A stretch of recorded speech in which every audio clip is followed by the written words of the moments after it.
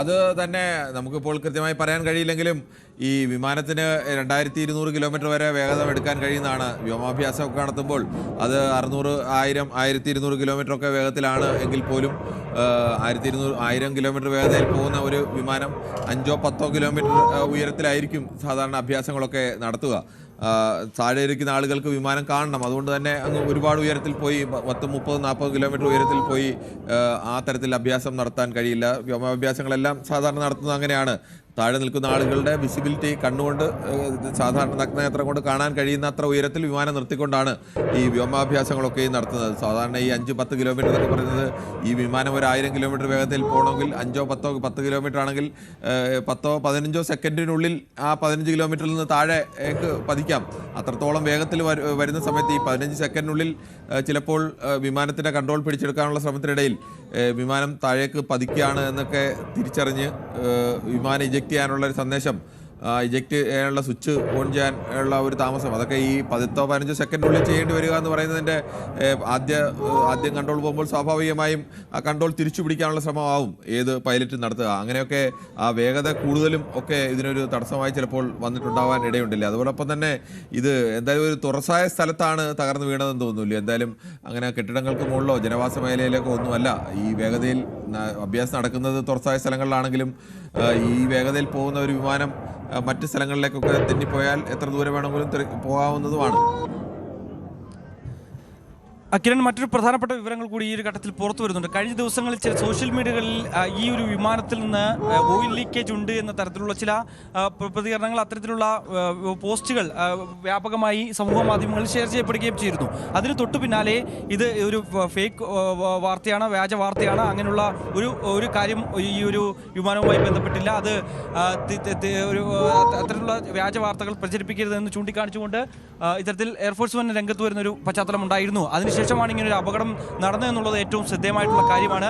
ഈ വിമാനത്തിൽ ഏതെങ്കിലും തരത്തിൽ ഇത്തരത്തിലുള്ള സുരക്ഷാ വീഴ്ചകൾ ഉണ്ടായിട്ടുണ്ടോ, അല്ലെങ്കിൽ ഇതിൻ്റെ സാങ്കേതിക തകരാറ് ഏതെങ്കിലും തരത്തിലുണ്ടായിരുന്നോ, അത് പരിശോധിക്കുന്നതിൽ എന്തെങ്കിലും വീഴ്ച സംഭവിച്ചിട്ടുണ്ടോ, അത് അക്കാര്യങ്ങളൊക്കെ ഇനി വരും മണിക്കൂറുകളിൽ പരിശോധിക്കേണ്ട ഒരു കാര്യങ്ങൾ തന്നെയാണ്. അതിൻ്റെ കൃത്യമായ ഔദ്യോഗികമായിട്ടുള്ള വിശദീകരണം IAFന്റെ ഭാഗത്ത് തന്നെ ഉണ്ടാകുമെന്ന് തന്നെ നമ്മൾക്ക് പ്രതീക്ഷിക്കുന്നു. എന്തായാലും നേരത്തെ കിരൺ സൂചിപ്പിച്ച പോലെ തന്നെ വളരെ പ്രധാനപ്പെട്ട യുദ്ധവിമാനങ്ങളിൽ ഒന്ന് തന്നെയാണ് ഇങ്ങനെ ഈ പരീക്ഷണ പരക്കൽ അല്ലെങ്കിൽ സ്വാഭാവികമായി ഇങ്ങനെയുള്ള വ്യോമാഭ്യാസത്തിനൊക്കെ ഏർപ്പെടുമ്പോൾ അവർ നമ്മൾ തന്നെ അത്ഭുതപ്പെടുന്ന തരത്തിലായിരിക്കും ഇതിലെ പൈലറ്റുമാർ ഈ വിമാനം പറത്തുക. അതായത് താഴേക്കൊക്കെ വന്ന് പൊടുന്നതിനെ മുകളിലേക്കൊക്കെ പറത്തിക്കൊണ്ടുപോയി അത്തരത്തിൽ കാഴ്ചക്കാർക്ക് കൗതുകം ഉണർത്തുന്ന തരത്തിൽ, അത്ഭുതപ്പെടുത്തുന്ന തരത്തിലുള്ള ചില അഭ്യാസങ്ങളാണ് ഇവരുടെ ഭാഗത്തുനിന്ന് ഉണ്ടാകുന്നത്. പക്ഷേ ഇപ്പോൾ നമുക്ക് ഈ ദൃശ്യങ്ങളിൽ കാണുന്ന പോലെ തന്നെ ആ രീതിയിലൊന്ന് വട്ടവട്ട് പറഞ്ഞതിന് ശേഷം പൊടുന്നനെ താഴേക്ക് വീഴുകയാണ് എന്നുള്ളതാണ്. ഒരു പക്ഷി താഴേക്ക് പതിക്കുന്ന പോലെ തന്നെ ഈ പൊടുന്നനെ വളരെ സ്പീഡിൽ കുത്തനെ താഴേക്ക് വന്ന് പതിക്കുകയാണ്. അത്തരത്തിൽ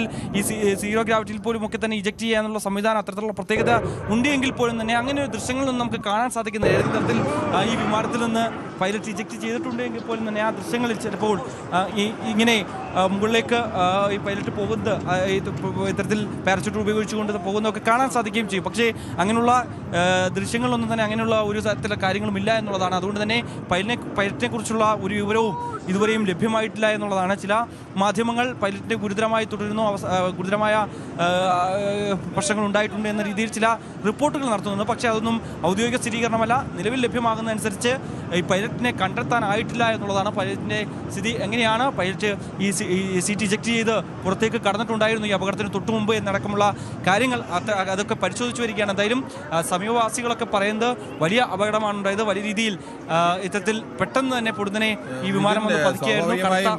പൈലറ്റ് വിമാനത്തിൽ നിന്ന് ഇജക്റ്റ് ചെയ്തിട്ടുണ്ടെങ്കിൽ ഇത് ഒന്ന് തെളിഞ്ഞ ആകാശമാണ്. ഈ വിമാന ഇത്തരം എയർ ഷോ ഒക്കെ നടക്കുമ്പോൾ വിവിധ സംവിധാനങ്ങൾ ഉപയോഗിച്ചുകൊണ്ട് ആകാശത്തെ മുഴുവൻ നിരീക്ഷണം നടത്തിക്കൊണ്ടേയിരിക്കുകയാണ്. അപ്പോൾ ഇജക്റ്റ് ചെയ്ത് പുറത്തേക്ക് പൈലറ്റ് വീണിട്ടുണ്ടെങ്കിൽ അത് സ്വാഭാവികം ഇജക്റ്റ് ചെയ്ത് കഴിഞ്ഞാൽ പുറത്തു വന്ന് ഒരു പാരച്യൂട്ട് നിവർന്ന് ആ പാരച്യൂട്ട് വഴിയാണ് താഴേക്ക് പൈലറ്റ് വന്ന് പതിക്കുന്നത്. അങ്ങനെയാണെങ്കിൽ സ്വാഭാവികമായും അത് ഒരുപാട് ദൂരേക്ക് പോകാനോ അല്ലെങ്കിൽ ആ ആകാശത്ത് തന്നെ കാണാനോ ഒക്കെയുള്ള കണ്ടെത്താൻ കഴിയേണ്ടതാണ്. എന്തായാലും ഇനി മറ്റൊരു അപകടത്തിലേക്ക് സ്ഥിരീകരിക്കണമെന്നുണ്ടെങ്കിൽ ഈ പൈലറ്റ് അതിനകത്തുണ്ട് എന്നുള്ള മൃതദേഹങ്ങളൊക്കെ കണ്ടെത്തുകയും ഒക്കെ വേണം.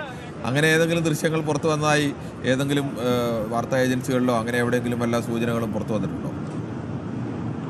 അത് സംബന്ധിച്ചുള്ള ഒരു വ്യക്തതയാണ് കിരൺ ഇനി എന്തായാലും വരേണ്ടിയിരിക്കുന്നത്. കാരണം നമുക്ക് ദൃശ്യങ്ങൾ കാണുമ്പോൾ ഒരു തരത്തിലും അങ്ങനെയുള്ള ദൃശ്യങ്ങളിലൊന്നും തന്നെ ആ രീതിയിൽ ഇജക്ട് ചെയ്ത് പുറത്തേക്ക് കടക്കുന്നു അല്ലെങ്കിൽ അങ്ങനെയുള്ള ഒരു കാര്യങ്ങളൊന്നും തന്നെ നമുക്ക് കാണാൻ സാധിക്കുന്നില്ല എന്നുള്ളതാണ്. തെളിഞ്ഞ ആകാശം തന്നെയാണ്. അവിടെ അത്തരത്തിലുള്ള പരിശോധനകൾ നടക്കുന്നുണ്ട്. ഏതെങ്കിലും തരത്തിൽ താഴേക്ക് വീഴുന്ന ആ സമയത്തേക്ക് മറ്റ് സ്ഥലങ്ങളൊന്നും കാണാൻ സാധിക്കുന്നില്ല എന്നുള്ളതാണ്. പൊടുന്നനെ ഈ വലിയ കറുത്ത പുകപടലങ്ങളാണ് അവിടെ ഉണ്ടായത്. വലിയ സ്ഫോടനം ഉണ്ടായതിനു ശേഷം അവിടെ സമീപ പ്രദേശങ്ങളിലെല്ലാം തന്നെ ഈ പുക പടരുകയും ചെയ്തു എന്നുള്ളതാണ്. പിന്നീട് ഈ മറ്റ് സംവിധാനങ്ങൾ ഫയർഫോഴ്സിൻ്റെ അടക്കമുള്ള യൂണിറ്റുകൾ എത്തി അതിൻ്റെ തീ അണയ്ക്കുന്നതിന് വേണ്ടിയുള്ള ശ്രമങ്ങൾ തുടരുന്നു എന്നുള്ള വിവരങ്ങൾ കൂടി പുറത്തു വരുന്നുണ്ട്. പൂർണ്ണമായും ഇത് ഈ ഒരു തീ നിയന്ത്രണ വിധേയമാക്കിയതിന് ശേഷം മാത്രമേ ഏതെങ്കിലും തരത്തിൽ ഈ ജെറ്റിനകത്ത് തന്നെ ഈ പൈലറ്റ് ഉണ്ടോ അല്ലെങ്കിൽ മറ്റെവിടെയെങ്കിലും തെറിച്ചു വീണിട്ടുണ്ടോ എന്നടക്കമുള്ള കാര്യങ്ങൾ സമീപ പ്രദേശങ്ങളിലൊക്കെ ഇങ്ങനെ പരിശോധിച്ചു വരിക എന്നുള്ളതാണ്. നമ്മൾ നേരത്തെ സൂചിപ്പിച്ചപ്പോൾ തന്നെ ജയ്സാൽമറിലുണ്ടായിരുന്ന അപകടത്തിൽ ഈ അപകടം നടന്നതിന് ഏകദേശം കുറച്ച് കിലോമീറ്ററിന് അപ്പുറത്ത് മാത്രമായിട്ടാണ് ഈ പൈലറ്റ് ലാൻഡ് ചെയ്തത്, സുരക്ഷിതമായി ലാൻഡ് ചെയ്തത് എന്നുള്ളതാണ്. അപ്പോൾ അങ്ങനെ ഏതെങ്കിലും തരത്തിൽ സംഭവിച്ചിട്ടുണ്ടോ എന്നടക്കമുള്ള കാര്യങ്ങൾ പരിശോധിക്കുന്നുണ്ട്. എന്തായാലും നിലവിൽ ഈ പൈലറ്റിനെ കുറിച്ച് യാതൊരു വിവരവും ഇല്ല എന്നുള്ളതാണ് കിരൺ.